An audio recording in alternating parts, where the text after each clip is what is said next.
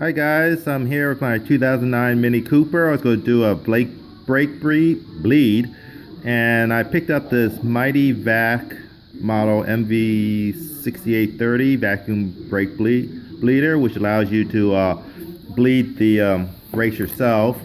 So what it comes with is this canister where you have your compressor supply going here, and then it sucks it out on this one, and it comes with a couple of hoses, so it allows you to empty out the reservoir, plus it allows you to hook up to your the little bleeder nipple on your calipers.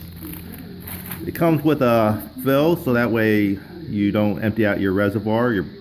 But you can use this, or for my Mini Cooper uses .4 brake fluid, but it allows you to give you an attachment to screw on the top. So basically, you have to find the right size. This one is too small. Then I have this one. So you can put that attachment on. Then you attach this on. Then this allows you, and you have a valve here so you can shut it off. And then you could actually place this in your reservoir, so it's always filling it back up so it doesn't empty it out. And then you have a holder that goes in your reservoir, and I'll show you that later. And then this sits inverted inside this. Comes with a base. Probably won't use that. And comes with a hanger so you can hang it up while it's bleeding, and instructions. So I think I have everything I need. I'm gonna go ahead and prep the car in terms of taking off the wheel and getting ready. Okay, this is where you access your brake fluid reservoir. So I took off the cap, took out the little filter, just pop that out with a screwdriver. There it is. So here's my canister. I took off the top, and what I'm actually going to do is I took a gallon bag and I'm going to put it inside like this and line it, and that way it doesn't make as much as a mess when I have to pour out the old brake fluid. Okay, actually I end up using the hook. Comes in handy, keeps this upright.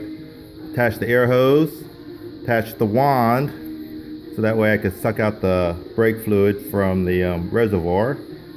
So I just need to turn it on. Okay, I think I got everything hooked up. Air's hooked up. So just slide this over to on. Just suck out all the fluid. There it goes.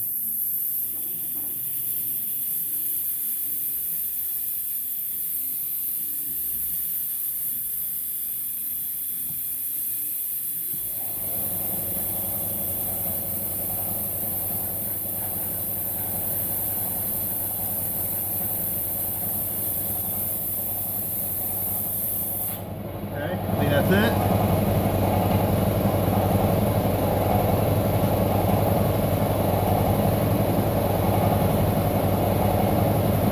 Go ahead and put this clamp on.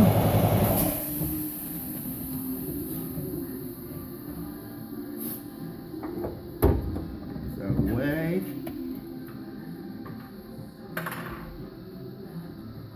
Carefully.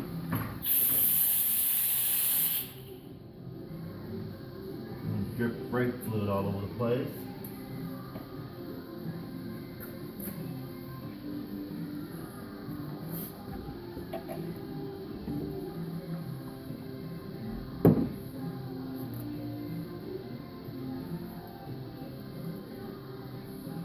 So this one fits this canister. Give you two different sizes.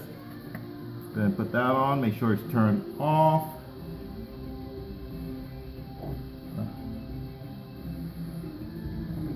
Make sure that's on tight.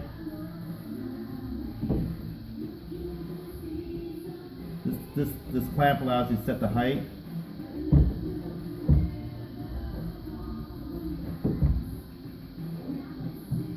So I guess that's so.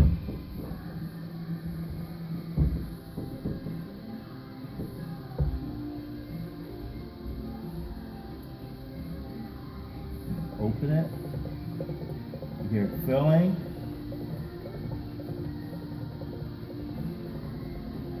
I guess if you set it too high, then it's going to overflow.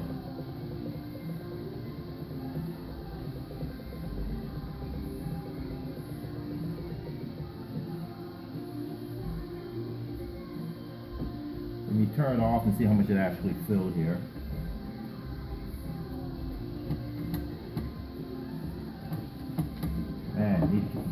Okay, that's a pretty good height. Hold it up to the top, not above the threaded area.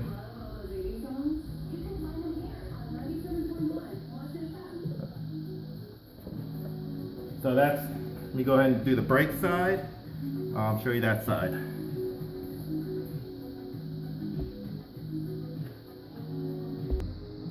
So I got the car jacked up, jack stand. The wheel I'm working on first, the brake calipers I'm bleeding first, is the one that's diagonal to the reservoir up front. So basically it's the passenger rear.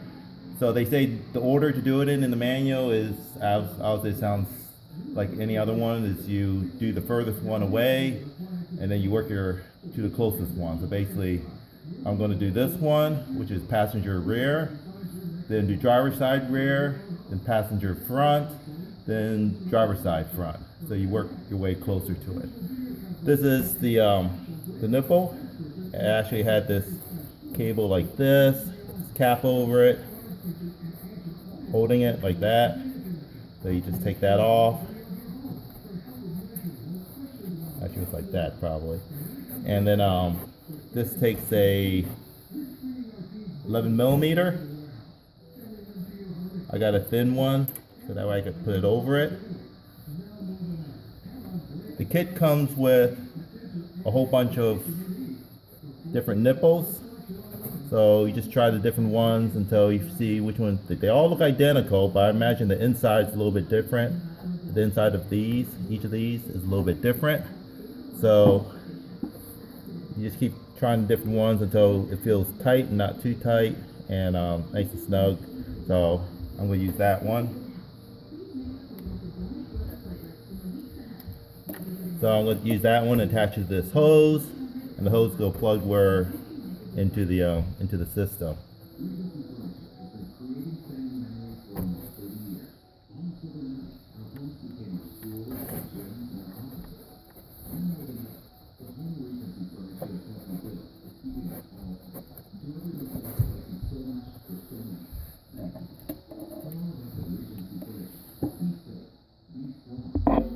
Okay, here's the hose connected right here. Got it on here, ready to go.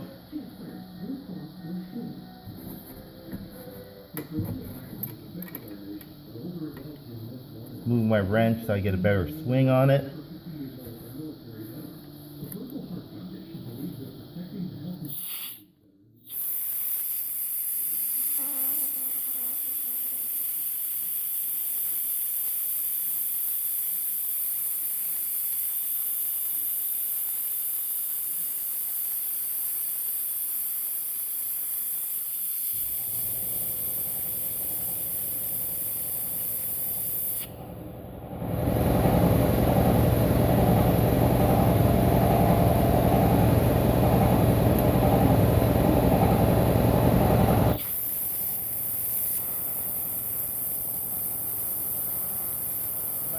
Air leaking out, they say, but that's leaking out through either the valve or something here.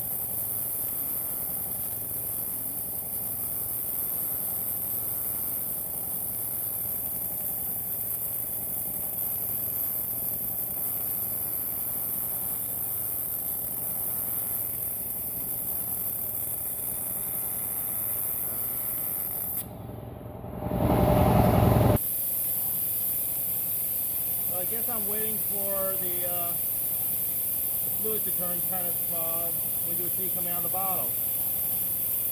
Right now it's pretty green, so it's not that bad. Okay, this is new brake fluid, and this is the old brake fluid.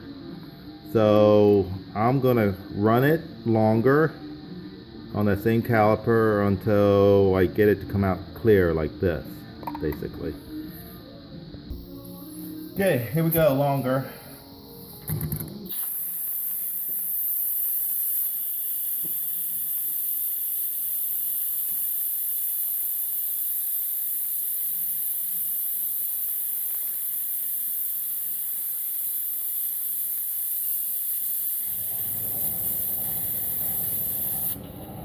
I think I'm going to change the nipple on this rubber nipple. Okay.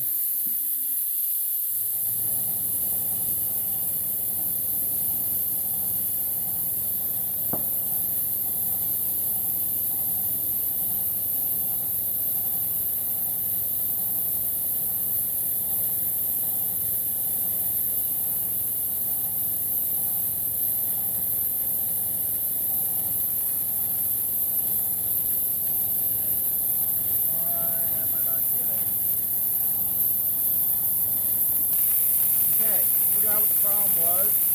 The plastic bag I had in there was hitting the overflow sensor inside, so it wasn't pulling it.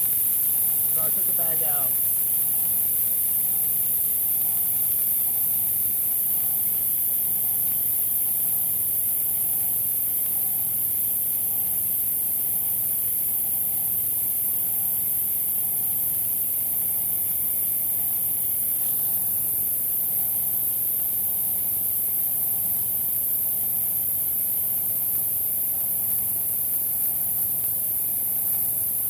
Okay, I think that's pretty good. The brake fluid's not very green anymore.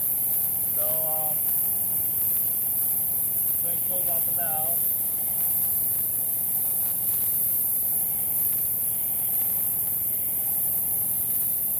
Turn it off. So that's one caliper done, so let me go ahead and do the others. Okay, I'm on my last caliper. The other two went by a lot faster, and as you're doing them, getting closer to the brake reservoir, the amount of fluid you have to empty out gets less and less, takes less time. So this one shouldn't take that long. I have a cord up there. There's still some in there, but it's getting close to the end and taking it out. One helpful tip is when you disconnect this, hold it up high so that way all the brake fluid in the tube can empty out into this collection tank. Otherwise, if you put it down, it'll float. Gravity will pull it out and get all over your floor. Another helpful thing is go ahead and put a rag down there in case you drip something. So let me go ahead and do the last one. It shouldn't take long because very short hose I have to empty out. Okay, here's the last one.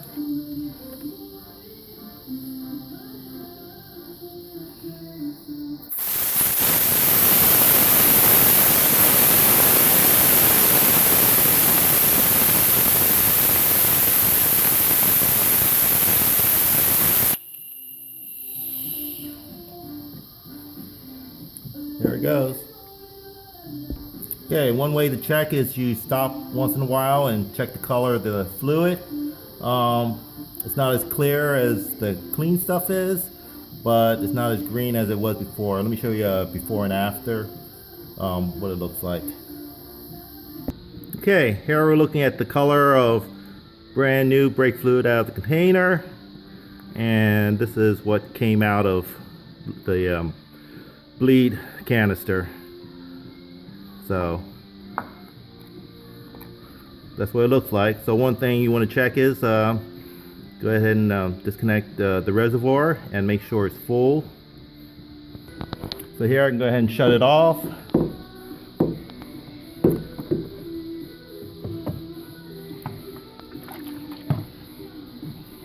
I can still hear fluid in there.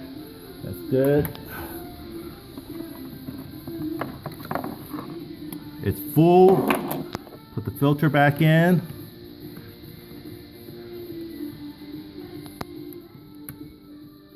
And your cap.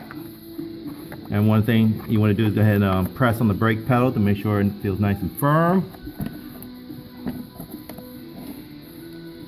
Okay, you gotta make sure you properly dispose of your old brake fluid. Take it to the recycle center. I'm not sure how you're supposed to maintain and clean this, but what I'm going to do is I'm going to go ahead. I add some of the clean brake fluid, poured some in that container. Go ahead and use the suction, suck it out, so that way it will run through the system and clean it out a little bit.